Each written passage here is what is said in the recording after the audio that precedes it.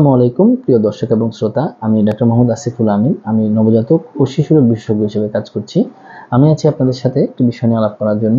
দর্শক, আজকে আমরা যে বিষয় নিয়ে আলাপ করব সেই বিষয়টি হচ্ছে যে বাচ্চার ঘন ঘন ঠান্ডা কাশি লাগা থেকে বাঁচার জন্য ঘরোয়া কি পদ্ধতি গ্রহণ করবেন। দর্শক, আপনারা জানেন যে অনেক বাচ্চার মায়েরা আমাদের কাছে আসেন যে বারবার বাচ্চা ঠান্ডা কাশি লাগছে, কয়দিন পর পরই বাচ্চা ঠান্ডা কাশি লাগছে।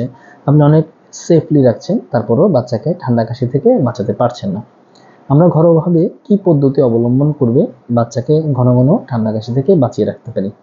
এক নম্বর হচ্ছে, আমরা যেই ঘরটাতে বাচ্চাকে রাখছি সেই ঘরটা পরিষ্কার রাখা, পর্যাপ্ত আলো বাতাসের চলাচল যেন থাকে সেই ব্যাপারটা নিশ্চিত করা। 2 নম্বর হচ্ছে, বাচ্চাকে আমরা যে বিছনায় ঘুমাচ্ছি অথবা বিছনার চাদরে রাখছি সেই বিছনার চাদরটা প্রতিদিন পরিবর্তন করা।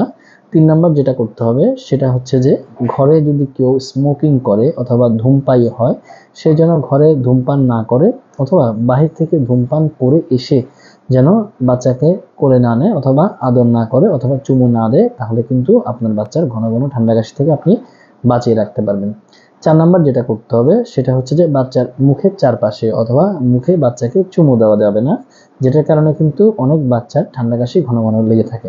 5 নম্বর যে বিষয়টা সেটা খুব ইম্পর্টেন্ট, সেটা হচ্ছে যে ঘরে যদি কারো ঠান্ডা কাশি হয়ে থাকে সেক্ষেত্রে অবশ্যই আপনি বাচ্চাকে চুমু দিবেন না এবং আপনি চেষ্টা করবেন হচ্ছে অবশ্যই একটা মাস্ক পরে ঘরের মধ্যে চলাচল করতে, যাতে বাচ্চা আপনার থেকে পুনরায় বাচ্চার মধ্যে এই সমস্যাটা না হয় অথবা ঠান্ডা কাশিটা না লাগে।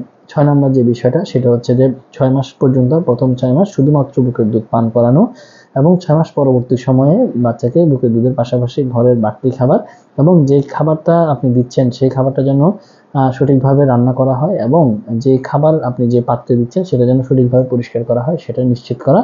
এবং 7 নম্বর বিষয় সেটা হচ্ছে বাচ্চাকে নিয়মিত টিকা প্রদান যদি করতে পারেন তাহলে আপনি ঘরোয়াভাবে বাচ্চাকে কিন্তু ঘন ঘন ঠান্ডা কাশি থেকে বাঁচিয়ে রাখতে পারবেন। 8 নম্বরে যে বিষয়টা খুব খেয়াল রাখবেন সেটা হচ্ছে বাচ্চার বয়স যদি 1 বছর পার হয় সেক্ষেত্রে আপনি বাচ্চাকে যদি অল্প পরিমাণ মধু খাওয়ান এবং তাতে দেখা যায় বাচ্চার রোগ প্রতিরোধ ক্ষমতা বাড়ে এবং বাচ্চাদের ঘন ঘন ঠান্ডা কাশি হওয়া থেকেও বাচ্চাদের সহায়তা হয়। প্রথম 6 মাস পর্যন্ত শুধুমাত্র বুকের দুধ এবং 6 মাস পরবর্তী সময়ে বুকের দুধের পাশাপাশি ঘরের বাড়তি পুষ্টিকর খাবার কিন্তু বাচ্চার রোগ প্রতিরোধ ক্ষমতা বাড়ায় এবং ঘন ঘন অসুস্থ হওয়া এবং ঠান্ডা কাশি লাগা থেকে বাচ্চাকে বাঁচিয়ে রাখে। তো দর্শক, আজকে এই পর্যন্তই। ধন্যবাদ সবাইকে।